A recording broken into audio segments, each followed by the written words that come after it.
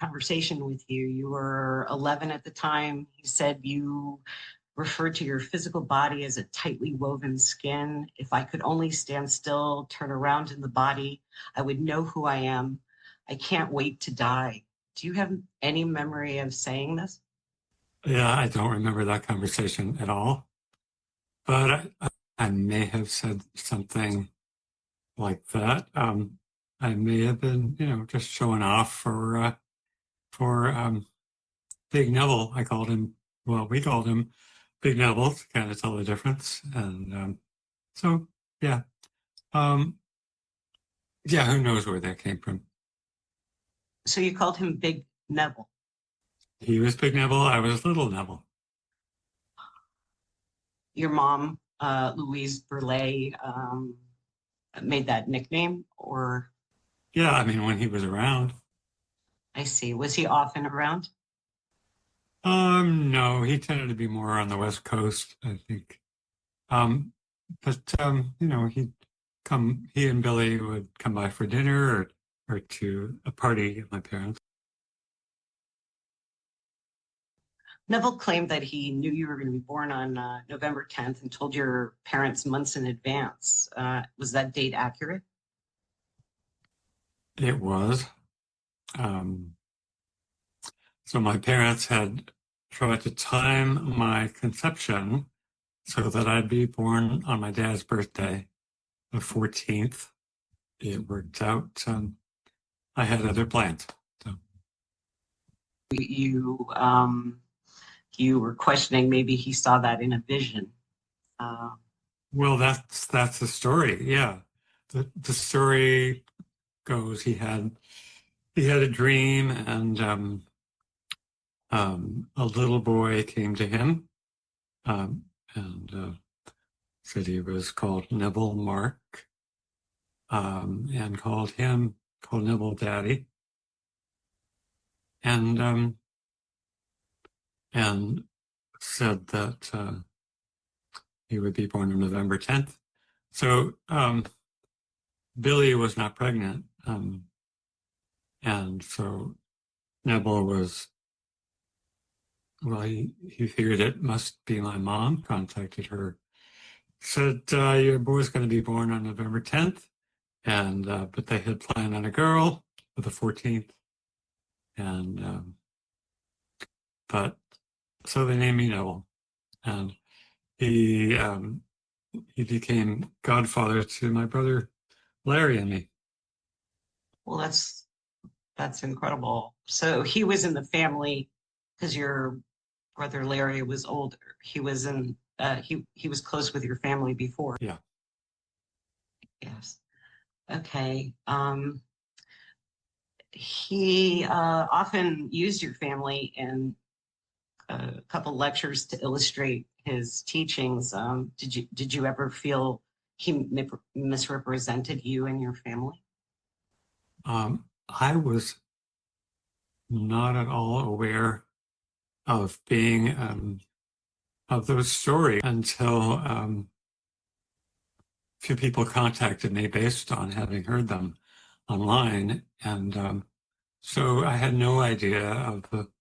He'd been popular in the 1940s, and then that had sort of faded, and then there's this whole resurgence on YouTube and elsewhere that I knew nothing about.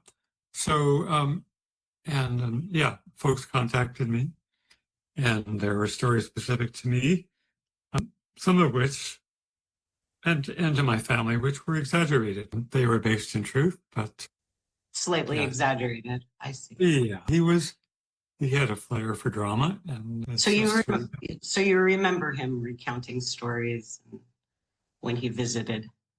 Well, yeah, I mean, they wouldn't have been about our family necessarily, but I read in, in a couple of his books about my mom particularly, and in a couple about me, which was it was kind of a shock. But what was shocking to you? Well,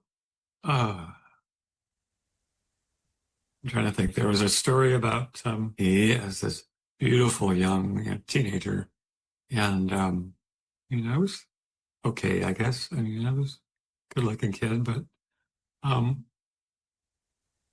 these seem kind of like mythic proportions, and Yeah, there was a piece about you being into the arts and things like that, that you would become. Uh, Neville mentioned a drawer or a painter or things uh, like that. yeah, I remember that. And also some a little bit scandalous kind of thing, like, oh, because she wanted a girl, she got a feminine, got a son who partakes in more artistic or Yeah, I'd say there's probably I am not a man's man. And but I think he portrayed me as, you know, um, really into doing laundry, doing the dishes, doing the kind of feminine thing around the house, which I don't remember. I see. I see. I don't know. I don't remember that in any lecture exactly saying dishes and things like that, but more that you were, or there, I'm actually not sure if it was exactly in the lecture, but it was writing about that you were artistic and um, things like that. And I think there was a conversation once about, how sexist that was, that you were doing more feminine kind of things. He was of his generation. It wasn't sexist back then. It wasn't sexist. It was okay to tell a guy who washed dishes and painted that he Oh, was that part, effeminate. that part I didn't care for. The section of Neville's lecture, The Way, he mentions your family and your brother Larry's death, but he also mentions how your parents met. And the one paragraph is, I I have in New York City two darlings. They met in my meeting on a blind date. She had just enough to go to Paris, and he happened to be in Paris at the time. She said, Neville, it seems insane. All I have is a quickie 1 week, and I have to live in a very modest little place. But I've longed to go to Paris. I know no one there. Do you think I'm foolish? I said, no, as far as I'm concerned, do anything your heart desires. So she bought her little round trip ticket to Paris. The second night she was there, she went on a blind date and met the man. He was already married 5 times, no offspring, 5 times and divorced each. He was fabulously wealthy, awful nice chap, many years her senior. She was a girl, a beautiful girl, a model out there in her early 30s, and he was a man on in years. Not by his standards. He always thought himself 20 and still does at 77. Okay. Well, first I should say my dad was married 3 times before meeting my mom. And as to the trip to Paris, uh, she had been, my mother had been working as a bank teller in Los Angeles. And one of the customers there was an older Russian gentleman, and they got friendly. It turned out he was an art dealer, dealer in fine arts. And uh, she became his apprentice. There was, as far as I know, there was no romance involved. And so within a year or two, he sent her, he sponsored a business trip for her to Paris, where she was invited to a party. He'd set up some social contacts, and that's where she met my dad. I see. And you said in the interview they were the first two guests there. They were the first, yeah, to arrive. That's a very nice meet cute for for her. She recounted that story many times. Yeah, I think she had a certain pleasure in things she'd managed to manifest using the law as Neville describes it. Lecture the way about what Neville said about your brother, Larry, and the lessons that Louise and Joseph had to learn? Or is it too sensitive an issue? Oh, it's fine. So at one level, I agree with Neville that, everything there's, that we are here to learn lessons, to learn from incarnate life, and some of those lessons are rough. And that's certainly true for me. But we're dealing with families and heartbreak. So, I mean, I can see him taking the sort of the aerial view. In that context, it makes sense. And but it's also, I think it's a little bit, it glosses over a lot of pain.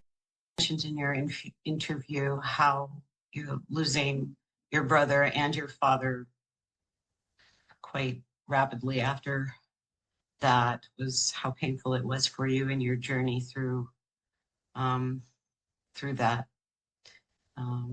Thank you for sharing your story in our interview.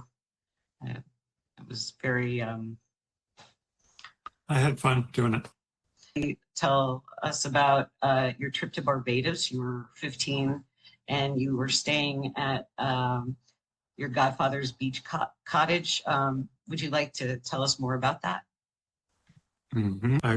A friend and I, a friend from high school, went out to Barbados. His dad had a place on the beach there, and it was just the two of us.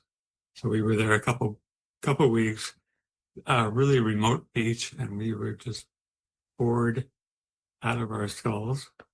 And so and then I think Neville Goddard must have heard through my parents that I was on the island, and he got in touch, invited me out to his place on the other side of the island. So sounded good to me. I was about 15. So I stayed with Neville and Billy right on the water. Beautiful spot. So just a beach house off on I think a fairly remote part of the island. It wasn't. It wasn't the main house where the Goddards lived. No, it's just a beach cottage. Did you meet the family, the larger family, brothers? Very briefly. But I did meet Neville's niece.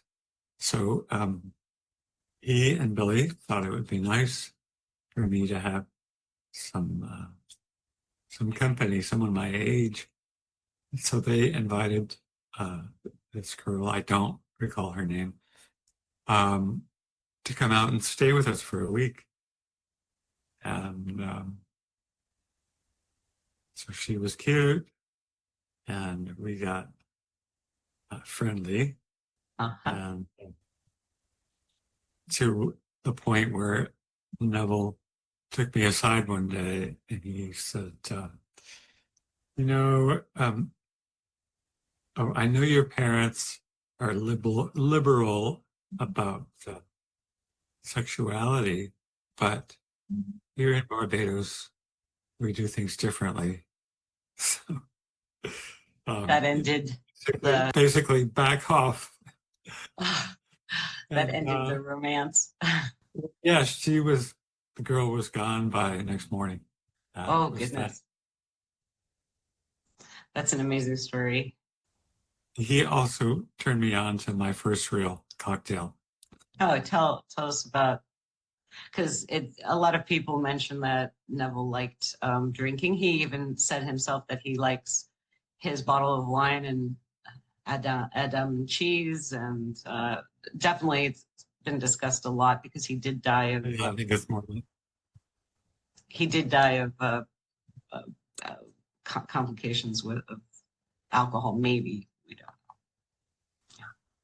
Yeah. So more than wine and cheese. Yeah, but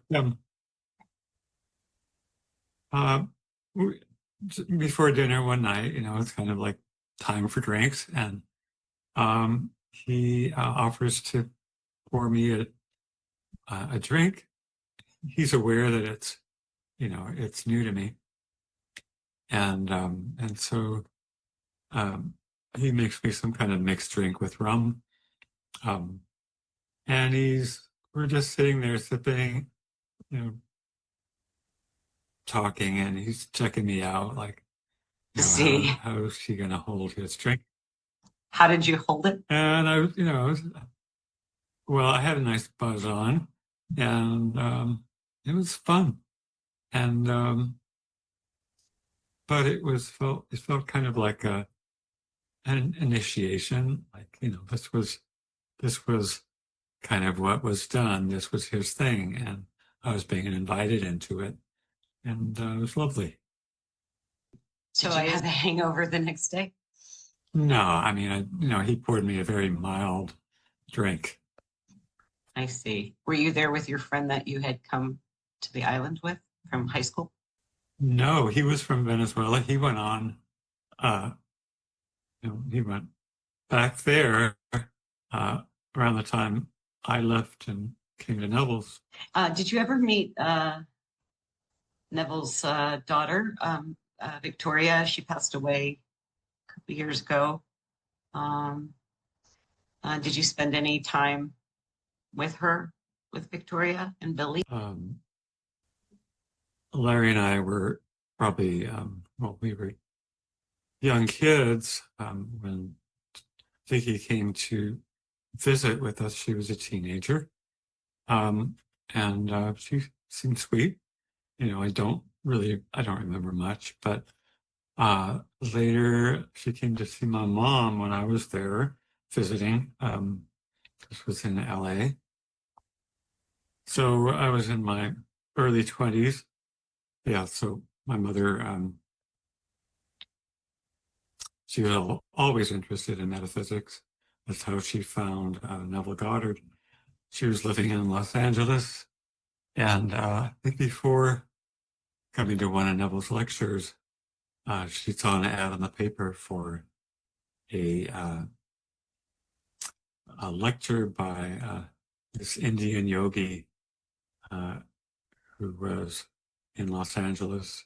He was one of the first to show up. That was Yogananda, who wrote Autobiography of a Yogi. And so he walked out on stage, and he had this flowing long hair and long robe, and she didn't know what to make of that. I think it kind of freaked her out, and she left. She just wasn't ready at that point. But sometime around the same period, she attended a lecture by Neville. That was in Los Angeles? Yeah, and he was a wonderful speaker. I heard him speak a couple of times in New York, but very compelling. And so they got, I think, she, I think it may have been the first lecture she attended. She arrived after the box office had sold out, and so she was disappointed. I may be misremembering some of this, but Neville happened to be in the vicinity. He saw her uh, about to walk away, and he invited her to watch the lecture from backstage, just behind the curtain. So that was her first encounter with him. Oh my God, that's very interesting. Oh, that's incredible. So when you heard Neville speak in New York, what was the audience like? Was that at the Ebel in Los Angeles where your mom was backstage, or No idea. No. no idea? And in New York, do you remember the venue? Nope. I was probably 13 or so. What was your impression? Do you Well, remember it? yeah, he definitely cast a spell. He was a great orator. Um, and he's, he he'd been a dancer. He was really graceful. He had a great presence. Um, and and a good storyteller. So Did you understand any of that, what he was talking about at that time? I've been hearing it for, since I could remember. Um, I mean, stuff about manifestation, use of imagination, and so it was familiar. I wasn't, I mean, it seemed real enough to me. I wasn't especially attracted to trying it, or maybe didn't have the confidence, didn't think that I could, manifest. I mean, what would I have wanted back then? I don't know, at 13. Yeah, it was kind of, I just enjoyed him doing his thing up on stage. Did you ever hear about the promise and his being born from the skull part of the teachings? Yeah. Um, and And your mother probably. so, yeah, she was impressed by the book. And she had some, uh, she was trying to make sense, or, what it might mean to be born from the head, or out of the skull. And, she thought, well, it might have to do with some of his Christian background, but she thought, her feeling was that it was authentic. And she was inspired to reach for something like that for herself. So that was probably, that set her off on a different path. Um, we were, yeah. So during the mid 60s, she started attending this Zen Buddhist center, like a Zendo, in Midtown Manhattan. And she'd go several times a week. She got friendly with, the Japanese, the Roshi there was, his name was, oh, well, later on he was one of the main guys, Taizan Maezumi Roshi. Um, but, and then she attended a bunch of weekend retreats in upstate New York, and had some kind of, in Buddhist terms, or Zen Buddhist terms, it's called Satori, where you have these spontaneous openings into an altered Yes, you state. had mentioned in the interview, and we had found a clipping of her mentioning that she had attended the uh, Zen Center and had an experience of awakening from that. You mentioned that after that she became a little bit detached from Well, physical world. it was hard for my dad and me. This was before my brother died, but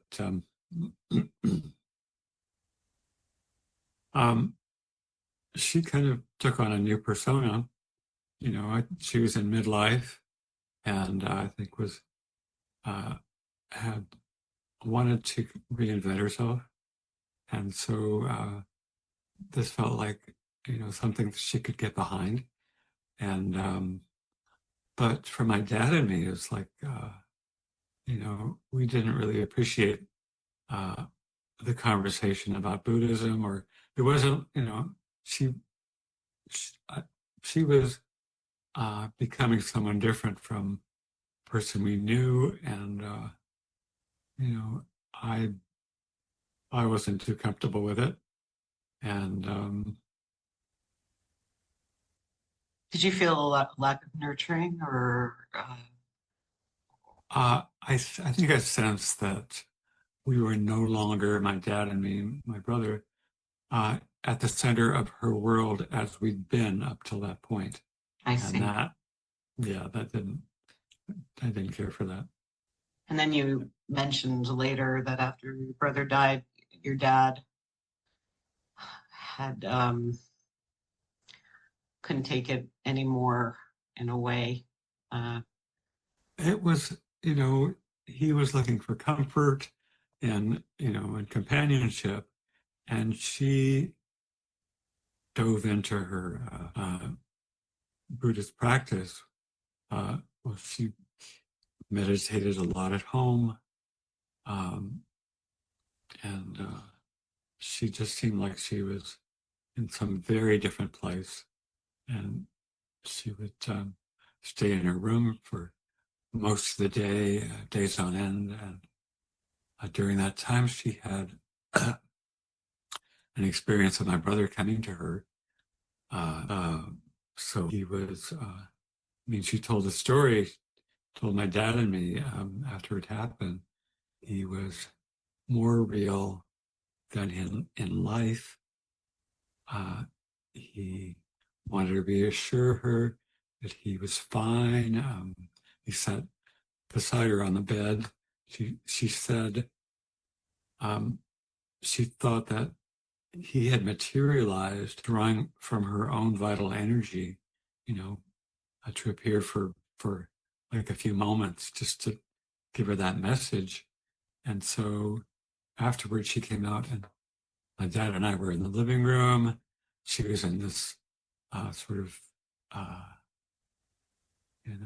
uh, rapturous state, and just I saw Larry, and he was, wow. we were like kind of bowled over, uh, and it was really disturbing for me.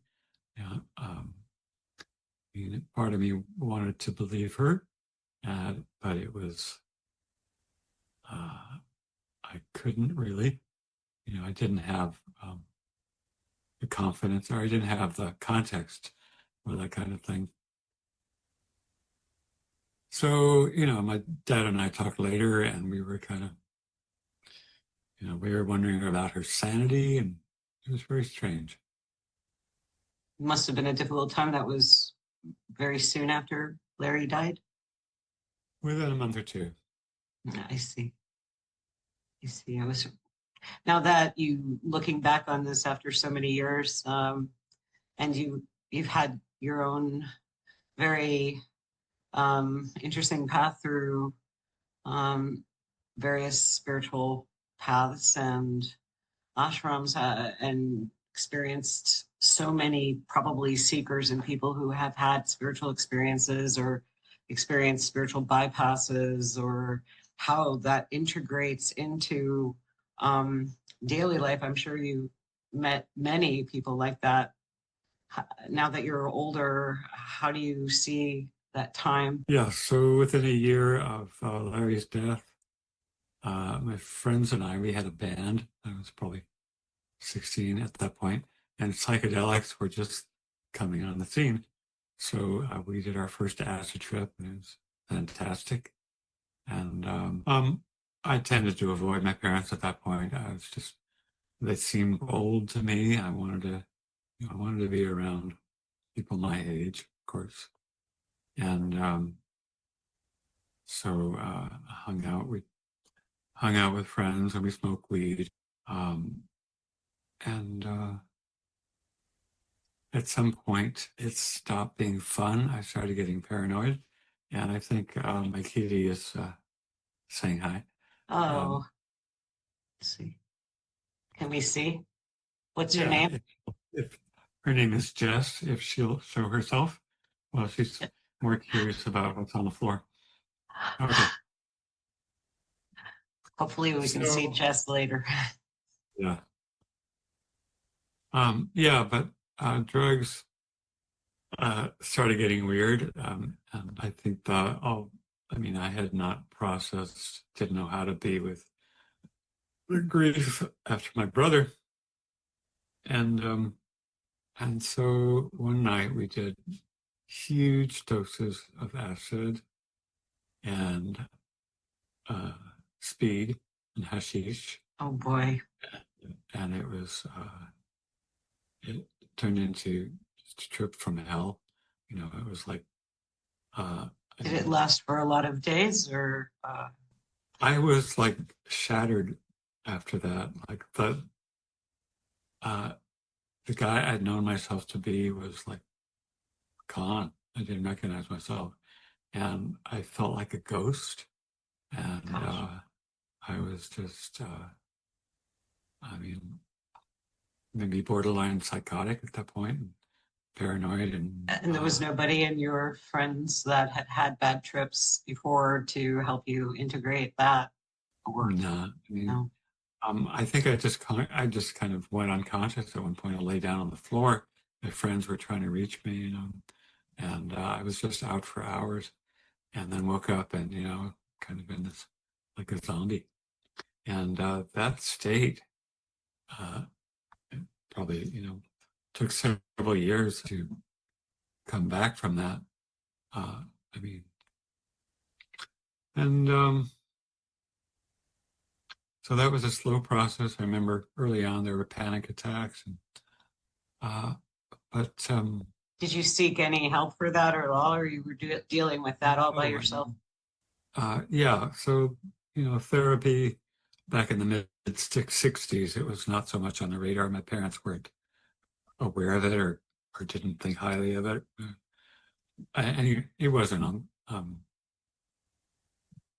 kind of on the menu.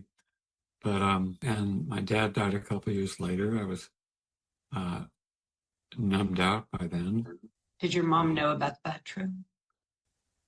She knew something was up. We never talked about it at the time, but she could tell that I was hurting. I see. And So you were relatively all by yourself dealing with the after effects of this trip. You didn't have uh, like other friends, or you weren't involved in any sort of group, except for the group of the music group and things like that. so those were my friends. And after that one trip, uh, I felt like uh, you know, I couldn't access uh, the place, you know, that place of friendship we'd all hung out. I mean, Oh, I couldn't access the person I'd been, and I couldn't make sense of those friendships anymore, and drifted away. I see. Later, when you went to the ashrams and you recovered part of your, what was, let's say, exploded at that time. So before that, Seema, Yes, um, uh, my dad's death, then uh, my mom and I decided to leave New York City, and she headed out to the West Coast, I see. and uh, I was I ended up in Aspen, Colorado. Oh, what did you do in Aspen, Colorado? I mean, what do you do when you're in your early 20s? I kind of bummed around and, well, not bummed around because I didn't have, you know, I had family money. But, you know, I skied, I hiked, and just, So you had gotten some little trust from your father. Um, sure. Um, and So you weren't like being a hippie at that time, going from ashram to ashram. It was you were just going to places and experiencing sports and recreation and skiing and meeting people and things. Yeah. To be clear, I moved to Colorado, was there for 3 years after my mom and I left New York. She moved to LA. She And moved to LA. yeah, I moved there after those 3 years. I moved, was there with her for a year. It did not work out. Why didn't it work out? Well, I think, I had kind of grown into someone new, and Hmm. I think was hoping to resume dynamic that we'd had, when we were together in New York, and I no longer fit, and I think she wanted to see it. At this point, my practice is pretty simple. Uh, I meditate in the early morning, spend probably half hour to 40 minutes. I don't time it. Um, but it's just a gradual process of decompression, I think. So, to where there's hopefully uh, what remains is just this sort of essential quality of being. Uh, it's there's a kind of lightness about it that I enjoy when I can fully settle. Um, but it's Vipassana meditation. So just um, paying attention to the body, the breath, sensations coming and going, passage of thoughts, and sort of trying to um, well, letting what's beneath all that rise to the surface. Um, and other than that, as far as practice, um, it's just um, learning to pay attention, noticing my experience, whether I'm in conversation or I'm out in the world, noticing the thread of thoughts, uh, or checking in, where is my heart at a given moment? Am I really present in the room? Am I really in a place to savor the moment? I mean, a lifetime is made up of a lot of those, and if the more I'm present in one, um, I think the better the quality of life. So